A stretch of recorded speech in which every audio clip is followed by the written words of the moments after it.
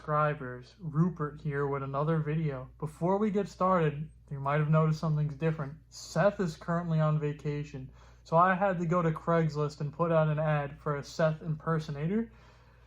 This guy was the only one that applied. So the topic we have today here for you is you've probably entered a new school at some point. Maybe you made it to high school, perhaps even college, maybe even a job. And the first thing you're probably noticing is nobody likes you, and you need to fix that and we're going to tell you how you could do that. Elaborate lies about yourself that makes you cooler than you actually are. One lie we would like to start off here and tell you guys is you've probably seen one of these little things before. One of them Japanese cartoons, anime. You should impersonate an anime protagonist. You should be silent and only speak in weird proverbs and metaphors. You're going to be the silent protagonist that all the girls look up to.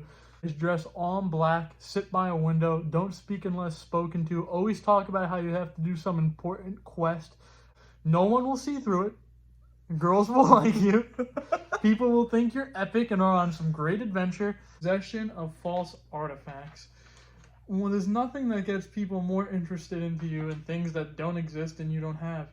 So when it comes to these artifacts, you've heard the story a million times. The scenario has been thrown around. Somebody's uncle or their grandfather works at some large important company like Nintendo or Microsoft, and they have something that doesn't exist, but you don't know that.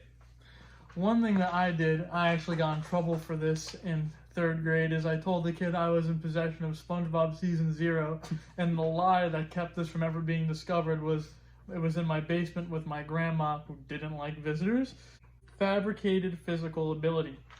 When you're a kid, nothing is more impressive to other kids, or even in old age, is being able to accomplish something cool. You should go to your school weight room or a gym and stand around strong people and tell them how you used to be able to do that before the big injury ruined your career. Before the big injury, you were one of the greatest athletes around. You could bench press 405 pounds for reps all day long, but after that injury, things have never been the same. Your elbow hurts, that's why you can't bench today. Whenever anyone asks for videos, you say you took them, but they're on your other phone. This next one is a little risky, but I think it pays off big.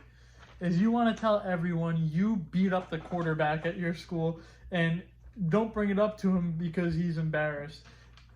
If someone does bring it up to him, you might have to fight the quarterback and you're probably not going to win. So just make sure it doesn't get to that point and you'll be cool as can be. Here's a classic one that you've probably heard 1,000 times before. My parents let me do anything I want.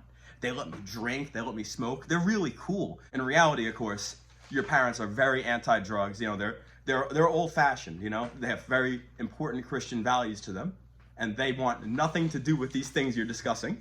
Your parents scream 1960s every time you open that door, and if you did any of these things, you'd be grounded faster than you could say salsa verde, but they don't need to know that. Is always say that you're hosting a big party at your house. There's going to be tons of girls drinking, but in order to build interest around you and to make sure that people keep talking about you, the party gets canceled. But not because you can't or because your parents, but because the police got tipped off. This will make people think you're an international playboy badass. Now here's an easy trick to make everyone think you're the coolest kid in school. You're not afraid of anything. There's not one thing in this world that could shake your bone. A skeleton could break into your house at 3 a.m. and stick a gun to the back of your head, and you'd be stoic. So you're letting your grades slip a lot. Parents are getting brought in for meetings with the guidance counselor. All you gotta do is just spin it your way. Because you're not stupid, even though you're very stupid. Dumb as shit. As far as these people are concerned, you're just too smart for school.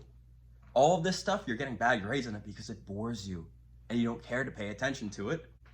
You don't do your homework because you know you're going to do so good on the test. You tell everyone you're a very good test taker and that's all you need in life.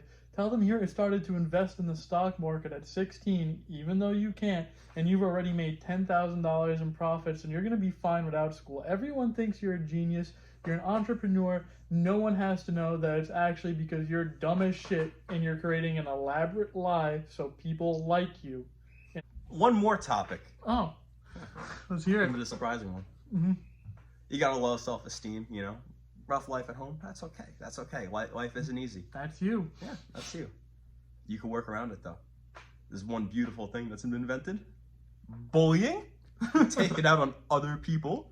Yes, please go around your school right now and take out your insecurities and rage on others. It's a very good strategy, and people won't view you as weak if you do so. People will be scared and almost look up to you. Mm-hmm. So when you go to school tomorrow, bully the other students. Remember, bullying's cool, and you want to be cool, don't you? Now that we have imparted some of these wisdoms to you, you can go rest assured now. In your new school, you're not a loser anymore. You're not a piece of shit.